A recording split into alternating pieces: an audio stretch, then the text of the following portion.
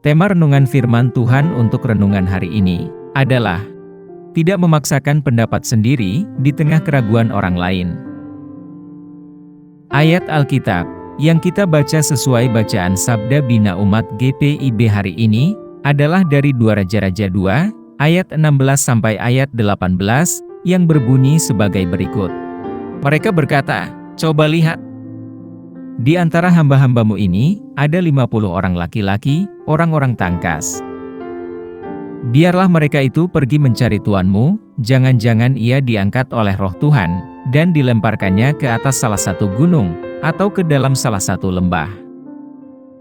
Elisa menjawab, "Janganlah suruh pergi."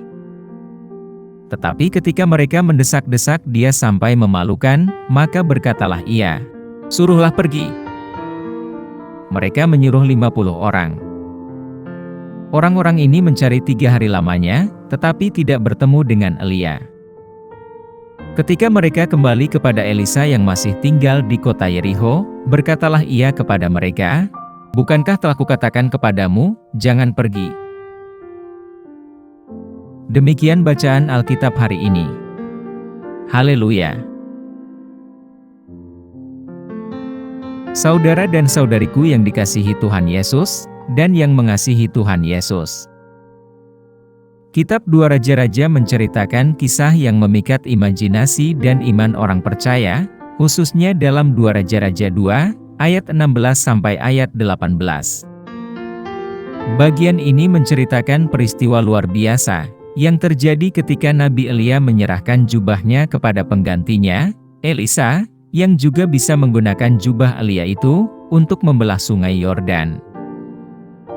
Konteks cerita ini dimulai dari perjalanan Elia dan Elisa ke sungai Yordan.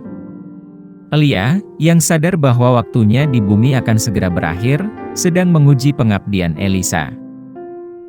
Saat mereka sampai di tepi sungai, Elia menghantam air dengan jubahnya, dan sungai itu secara ajaib terbelah, sehingga mereka bisa menyeberang di tanah yang kering.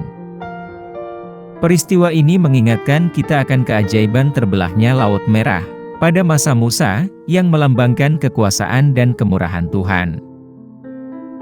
Elisa telah melihat secara langsung karya Elia yang luar biasa, dan menginginkan 2 bagian dari rohnya. Permintaan Elisa ini bukan tentang mencari kemuliaan pribadi, melainkan sebagai tanda kesiapan Elisa untuk melaksanakan pekerjaan Tuhan, yang disertai dengan kuasa Tuhan. Tanggapan Elia terhadap permintaan Elisa bergantung pada apakah Elisa menyaksikan kepergian Elia ke surga dengan kereta berapi. Jika dia melakukannya, permintaannya akan dikabulkan. Jika tidak, maka peralihan tugas mulia itu tidak akan terjadi. Saat mereka menyeberangi sungai Yordan, sebuah kereta yang ditarik oleh kuda berapi memisahkan kedua nabi tersebut, dan Elia terangkat ke surga dalam angin puyuh. Elisa berteriak dalam kesedihan, namun segera menyadari bahwa mantel mentornya telah jatuh ke tanah. Dia mengambilnya dan kembali ke tepi sungai Yordan. Dengan iman yang baru, dia memukul air dengan jubah Elia, dan sungai itu sekali lagi terbelah, meneguhkan pengurapan Tuhan atas Elisa sebagai penerus Elia. Signifikansi narasi ini melampaui penyampaian otoritas kenabian.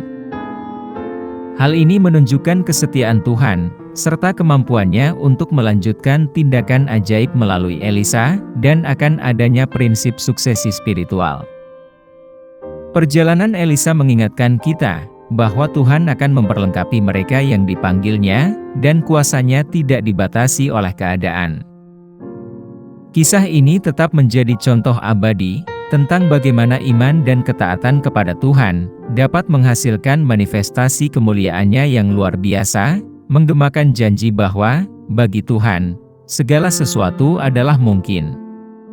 Bandingkan Matius 19, ayat 26. Apa pesan Tuhan untuk kita yang hidup di masa kini?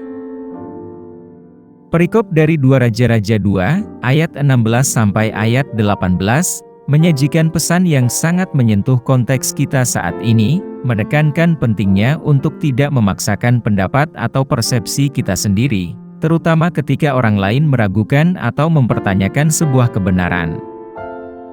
Narasinya terungkap dengan kepergian Nabi Elia dan peralihan jubahnya ke Elisa, sebuah momen yang memiliki makna spiritual yang besar.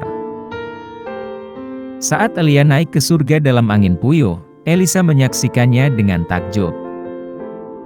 Pelepasan jubah rohani menandakan terjadinya perubahan besar dalam kepemimpinan dan pengurapan, sebuah momen transisi penugasan ilahi. Elisa kemudian mengambil mantel itu dan kembali ke sungai Yordan, memukulnya seperti yang dilakukan Elia. Air pun terbelah, meneguhkan panggilan Allah atas Elisa, sebagai nabi pengganti Elia. Namun, penduduk kota, mereka yang telah menyaksikan kepergian Elia, tetapi tidak menyaksikan kenaikannya ke surga, menyatakan keraguannya. Mereka berpendapat bahwa mungkin roh Elia telah dibuang Tuhan ke atas gunung, atau ke dalam lembah. Sekalipun mereka meragukan jawaban Elisa, tetapi Elisa sebagai saksi mata, tahu kebenaran dari apa yang dia saksikan sendiri.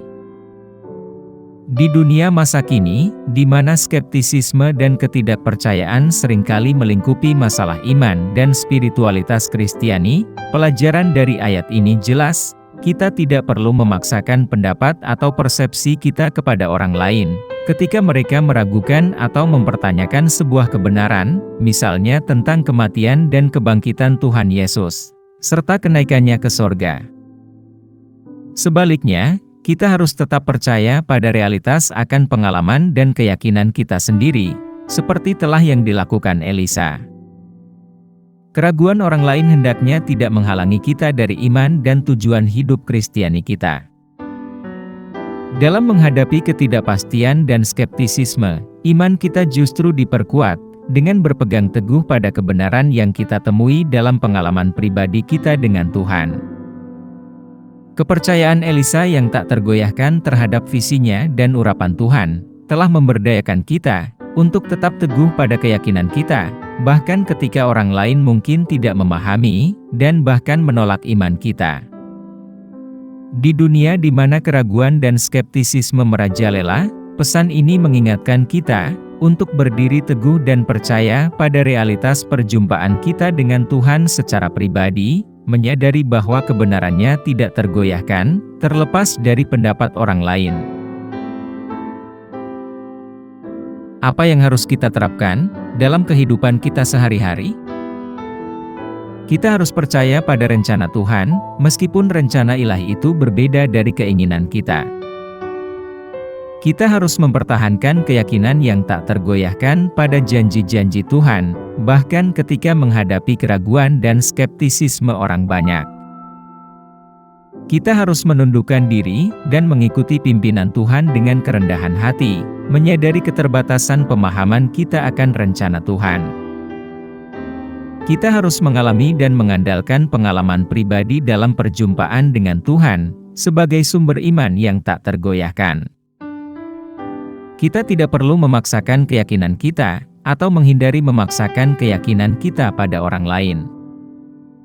Biarkan tindakan dan iman kita yang berbicara sendiri, karena masyarakat itu mendengarkan Injil, juga dengan menggunakan mata mereka. Mari kita berdoa. Tuhan Yesus, kami datang ke hadapan Tuhan dengan rasa syukur atas pelajaran hari ini. Semoga kami, sebagai anak-anak-Mu, mampu menerapkan kebenaran ini dalam kehidupan kami. Bantu kami untuk percaya pada rencana-Mu, meskipun rencana itu menyimpang dari keinginan kami.